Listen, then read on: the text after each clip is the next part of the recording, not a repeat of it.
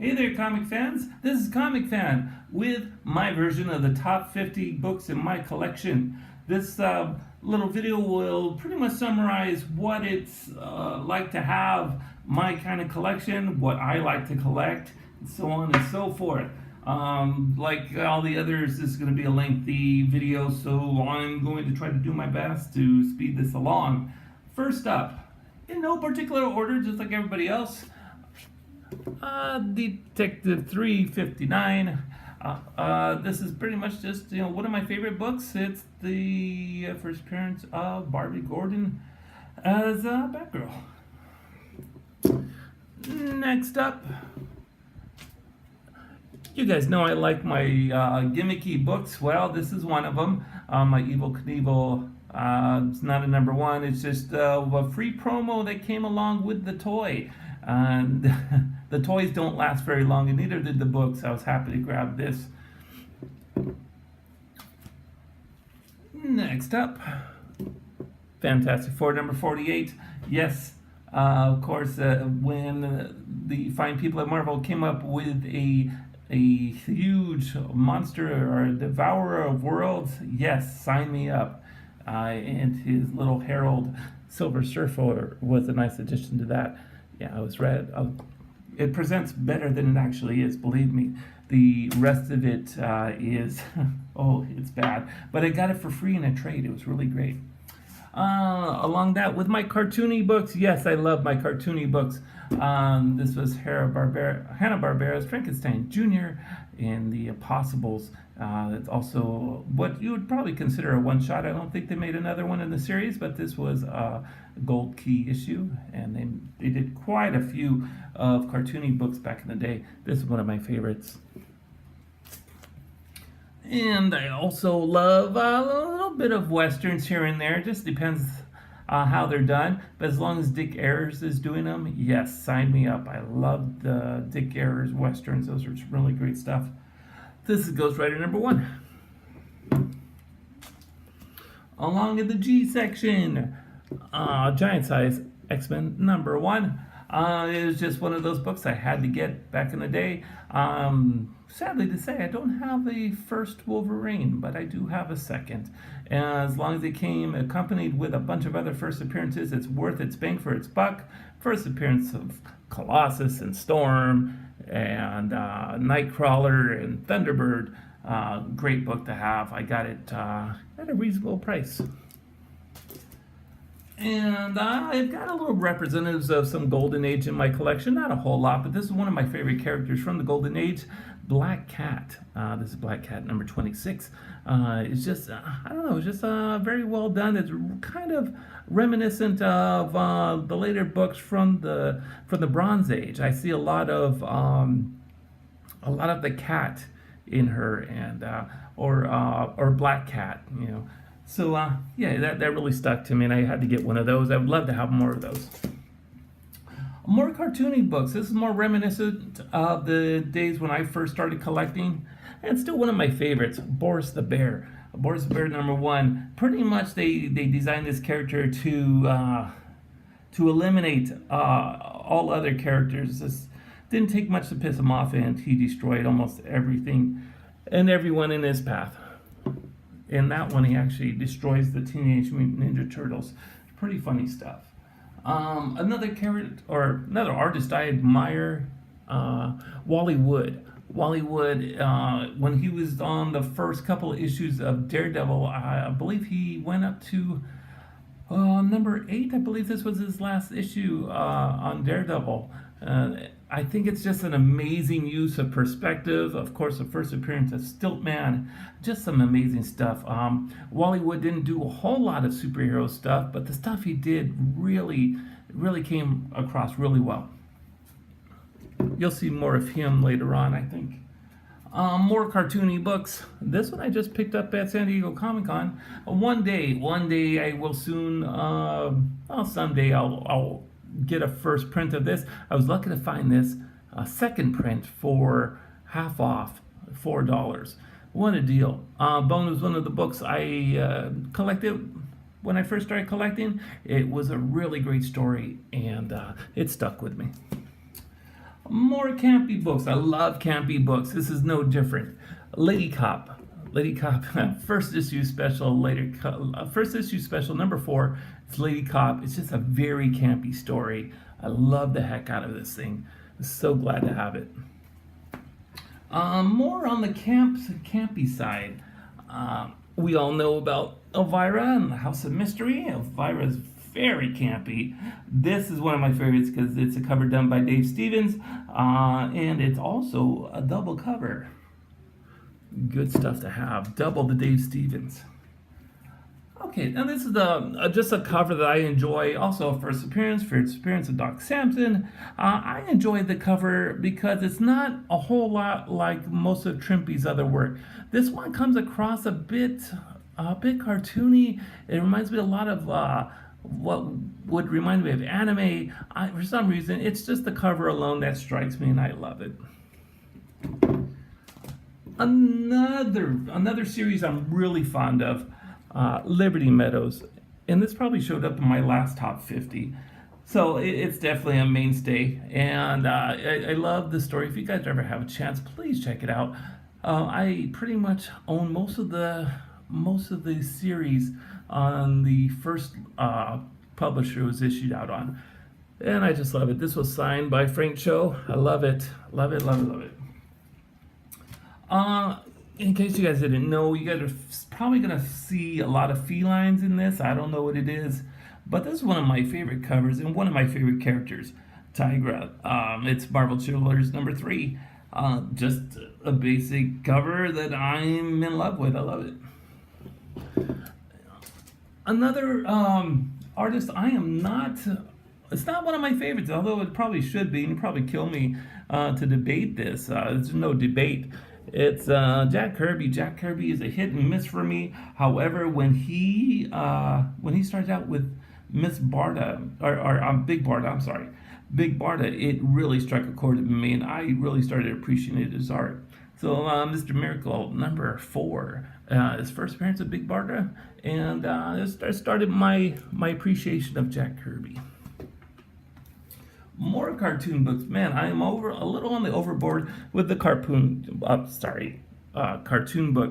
But Pogo Possum number 1, Pogo Possum by Walt Kelly, really it kind of just crossed over from me appreciating cartoons over into comic books, and this was just a perfect mixed match of the two, and it's just a great thing for me. I love it. Back down to Marvel. Silver Surfer number 1, a beautiful Buscema cover. One that I got, I think, last year, and I should have got it much sooner than that, but I'm glad I got it when I did. It's not always easy to find a good condition because it's a square-bound book, and you guys know how square-bound books are. They're not always kept in the best conditions, but I'm glad I got this in probably what's considered a mid-grade. Not bad. One of my favorite covers as far as Marvel's concerned is Spider-Woman number 1. Don't ask me why, I just do. I love the concept, I love the costume. This is one of my favorite costumes. Spider-Woman hasn't evolved a whole lot. Her costume hasn't evolved a whole lot, but I'm glad it hasn't. And this is one of my favorite covers. Okay, wow, back to the cartoons again. Super Friends number 1. I always remember watching this on the TV set. Back in the day, Super Friends was great. I'm really happy they made it into a comic book. But this did not have Zan and Jaina, the Wonder Twins. It actually started out with Marvin, and I always forget the name of that lady. I'm sure you'll show it in the comments. Please do. And it was just a great reminiscence of my childhood. Okay, Superman book. Okay, Superman number 423. It's the last issue of the original series, and not only that, this just shows up in my top 50 because it's reminiscent of me and my dad and him taking me to my first comic shows and conventions back in the day. And this is actually one of the books I got with my dad when he took me to my first comic book shows. Not to mention, this is actually the issue where everybody finds out that Superman is Clark Kent. What a way to finish a series, huh? Okay, more on the campy side. If you want campy stuff, it's most likely to be found in Lois Lane. Lois Lane had some really campy stories, and this is no different. Lois Lane number 106. Of course, most of us know that this is one where she comes back a different color. It's a great story, by the way. If you guys ever get a chance, please read it. This is one of my favorites. I got a couple of years ago. Tales to Astonish number 35, first appearance of the Ant-Man in costume. A beautiful book. I loved the heck out of this book. I don't care if Edward Moto owned it before me. It is now mine, and that's all I can say about that. I only wish I could have the first appearance of Frank Pym, but this will do for now. Okay, now we're going into some heavy X-Men. I am a big fan of the X-Men. Let's start this part off with X-Men number 4, first appearance of the Brotherhood of Evil Mutants, being, let's see, I believe Toad and Quicksilver and the Scarlet Witch. And it's just a great book. It's one of the very early books I got at a con when I first got my first job. It didn't cost me too much. I believe this one cost me about $50, which when you're working a minimum wage job, that takes up quite a bit of the paycheck. Next up on the X-Men list, X-Men number 50, great Steranko cover, first appearance of maybe the first full appearance of Polaris. Just a striking cover. It's a beautiful book. More X-Men. X-Men 94. That is the first appearance of the new team in continuity. Loved the book. It's probably a better story than Giant Size X-Men number 1, actually, to tell you the truth. It's a book I've always hated to have, but I appreciate it more now that I read the story. More X-Men. X-Men number 101, very classy cover. We all know about this book, no explanation needed. Just a really great issue. And one of my favorite covers of the X-Men, X-Men number 111, a beautiful book by Cockrum and Austin. This one has had an homage cover before, and I can't see why they wouldn't have more. It's just one of the classic cover that has that carnival feel, led by Arcade there. Just a great book. And some more on the gimmick side, actually a gimmick and X-Men all in one. This is the book I always wanted to have, finally found it a couple years ago. X-Men at the State Fair of Texas. I love the gimmick, love the X-Men. It's just a great thing that they actually had 2 of my favorite things in one issue. All right, are we almost halfway? Let's take a look at a little something different. A couple of treasury-sized books. There we go. Foam number 17. I love this. Actually got to work an event that involved Stan Lee. Got him to sign it. I think if there's a book other than the big boy books, this is the book that I really wanted him to have him sign. And of course, he signed it for me. Beautiful stuff. I think it represents everything that involves Stan Lee. Great stuff. One more treasury sides and a little on the campy side and a little bit of the gimmick, all in one. This was Marvel Comics Super Special featuring Kiss. And for you guys don't know, a little bit of history on this. The members of Kiss actually took vials of blood and put it into, I believe, the black inks on this. So you get a little souvenir along with the book. It's a really great thing.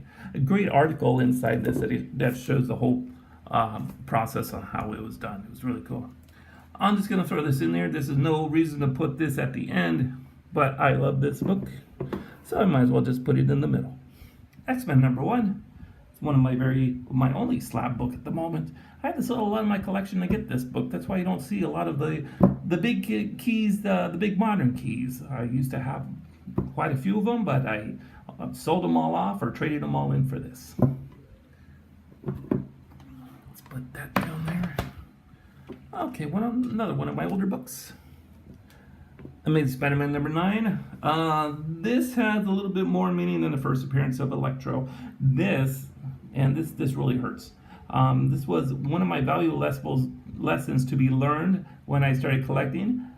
Take the tape off your books before taking them out, because this was my first and very expensive lesson on tape pulls. If you guys take a look, yeah, that was me. I tape pulled that thing. So let this be a lesson, not only to me, but to you guys. Take the tape off your books before taking the book out of the bag. Great stuff here. Amazing Adventures number 11. First appearance of the Furry Beast. One of my early books I really loved. Great stuff. More cartoon books. Battle of the Planets, number 1, by Whitman, followed by Gold Key later on in the run. This was one of my favorite cartoons growing up as a kid, and I'm so happy they made it into a comic book. It only came out to about, I believe, I don't think it lasted 10 issues, but it was a really great book. Love this thing. All right, a couple of Batman books. Batman number 155 first, Silver Age appearance of the Penguin. I love the Batman villains. Not so much a big fan of the Batman, but I love the villains. Villains always did it for me. Alongside that, first appearance, Silver Age appearance of the Scarecrow. Yeah, love that one. First appearance of Poison Ivy. Love these books.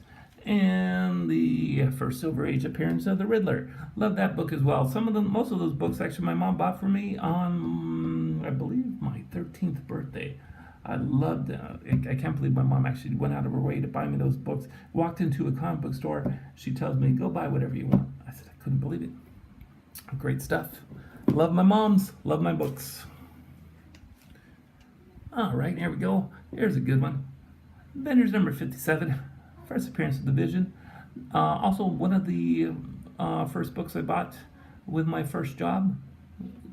I just like it. Now here's something I like. Despite its condition, I love it because I got it for $1. That's why it's in my top 50. Archie's Madhouse number 22. And it's the first appearance of Sabrina the Teenage Witch. And yeah, like I said, I found it for $1. Couldn't believe it. Never thought I'd find this book anywhere. But here it is. All right. Here's something here. Amazing Spider-Man number 15. The first appearance of Kraven the Hunter. Now, I gotta tell you, this is, once again, this is Kirby. And Jack Kirby didn't always do it for me, especially in Amazing Spider-Man. He wasn't my favorite artist in Amazing Spider-Man. But Gene Polly's Peter and I got to talking the other day about people that he'd love to have a signature from. But he gave me a name that really stuck in my head. And I really do think that his work on Spider-Man was really great and rarely ever brought up. Gil Kane. Gil Kane did some amazing stuff on Amazing Spider-Man. He really brought Kraven, especially, brought him back to life. If you take a look in this, there's no similarities, obviously, but you can see where he really put the expression into Kraven there, and he really, like I said, brought that character to life.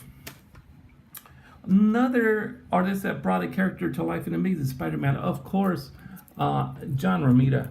John Romita really did a great job on the run of Amazing Spider-Man. This is one of my favorite John Romita covers, number 39. It's actually his first on the series. Here's another older Golden Age book, Al Cap's Shmoo Comics, number 1.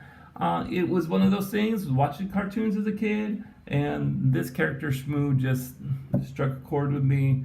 It was a really dumb character, but I really wanted something to commemorate that character in my comic book collection. Another one that really strikes me, and it's not just the cover. Once you get into this book itself, the art in it is really outstanding. This is Adventure Comics number 428, first appearance of Black Orchid, and the cover actually doesn't do it any justice, but it's still a beautiful cover. First appearance of Black Orchid. Almost done, guys. All right, now this is one I actually included the whole set in, and this is Beware the Claws of the Cat, number 1. number 2, number 3, and number 4. I really couldn't decide which one to show in my top 50, so I showed all 4 of them. Number 1 actually shows a little inking misprint where some of the colors didn't make it to the book. So that's why you actually see a little bit that's almost not done yet. But there was amazing artists in this. Maurice Severin is just one of them that I really appreciate in this book. And actually, John Romita did some covers on these, as well as like a show number 4. Really great artwork on this series, and I think it's undervalued. Okay, like I said, Wally Wood was gonna make another appearance. Yes, he does. Daredevil number 7, a classic cover. I really appreciate this one. Not Wally Wood's best work, I don't believe, was done in the superhero genre, but he did. He just came across really great in the Daredevil series. And then the last one is not the best book of the bunch, but I just thought I'd leave it there. Daredevil number 207. This is actually the first book I bought off the racks when I was a kid, and I could think of better ways to end the video, but this actually, to end the video with the start of my collecting, I guess that would be all right. Like I said, Daredevil number 207, nothing great, but it's just a great cover, and this cover got me into comic book collecting. So with that said, guys, that is my top 50, and I'm so glad to have shared my books with you and just shown you a little bit of what is in my collection. So there should be a haul video sometime soon, maybe later, but until then, this is Comicfan, and as always, happy hunting. We'll see you guys later. Bye-bye.